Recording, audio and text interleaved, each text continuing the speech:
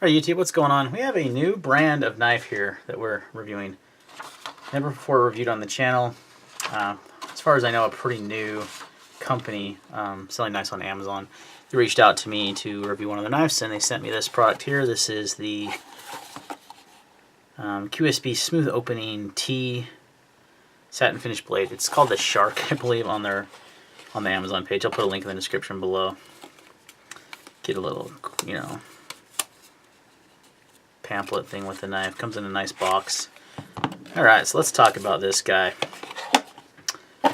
It's an interesting folder. Pretty big, beefy. It does have a nice smooth action. You can see I've got lots of residue from stuff on it that I cut, which I'll roll the footage in here shortly of that.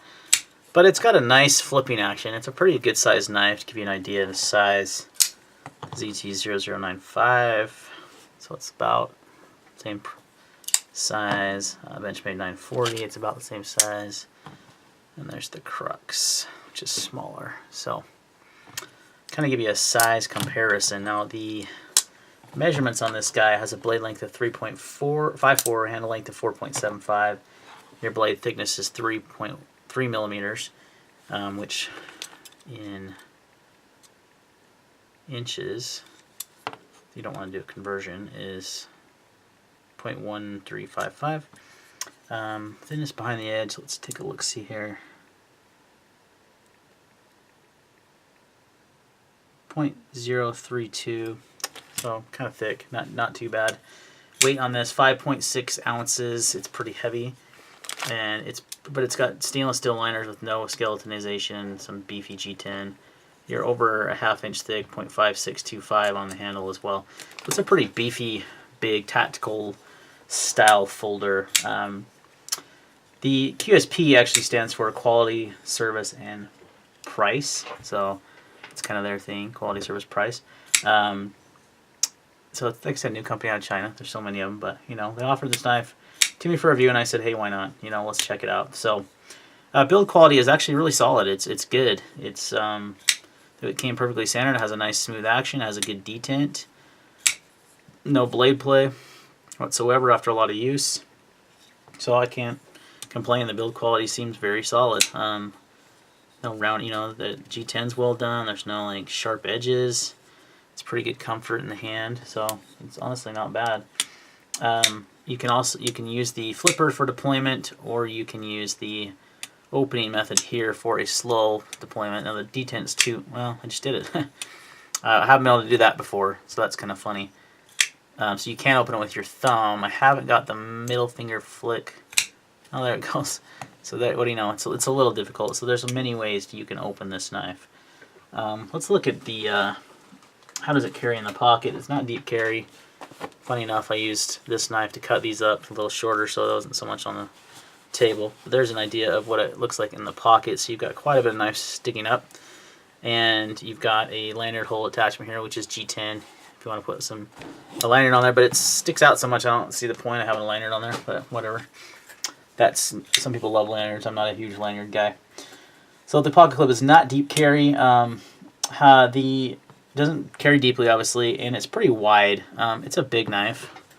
How thick is it? Width-wise is over an inch, 1.33 inches. In comparison, a 940 is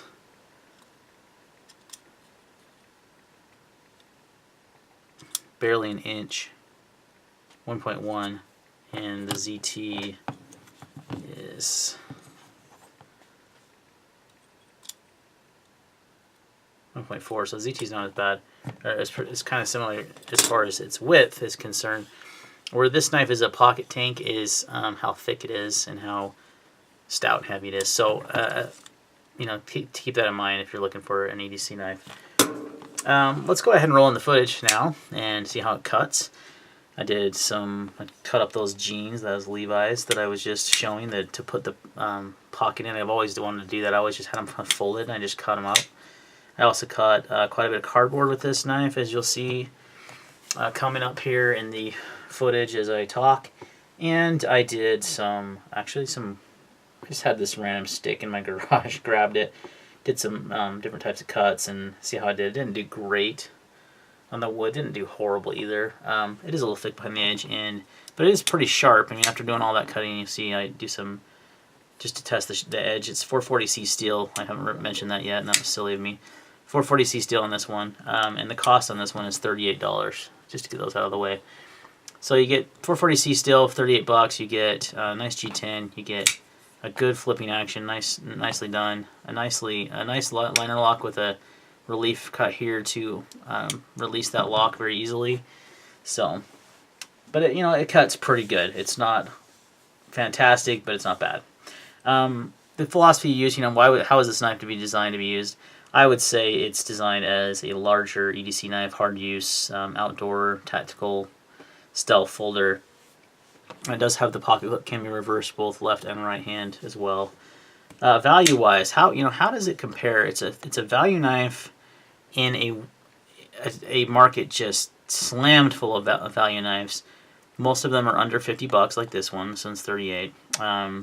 Some companies that come to mind: Real Steel, Best Tech, Ontario Rats, Rake knives are just a few that come. Oh, and the Tangram line of knives especially.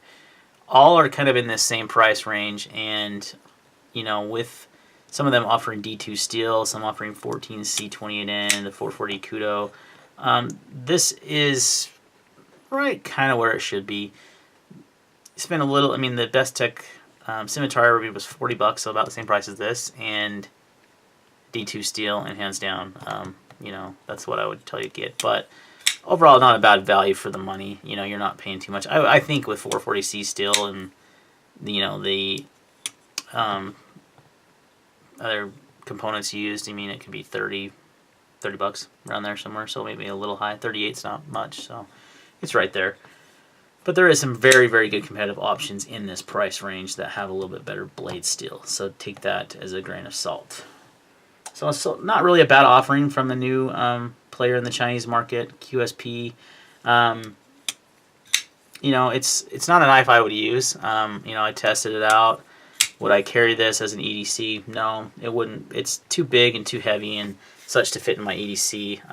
If you were looking for like more of a tactical folder or a more maybe like a folding outdoor knife, I mean, it's still some better options there, but for me it's a little bit too big and heavy and wide and a kind of a pocket hog to be carrying. But it's a well-made knife. It has a really good action. It flips really well. It cut just fine. The edge just held up pretty good. The bevels and everything were even. The grinds were even. So the fit and finish and everything is good on the knife.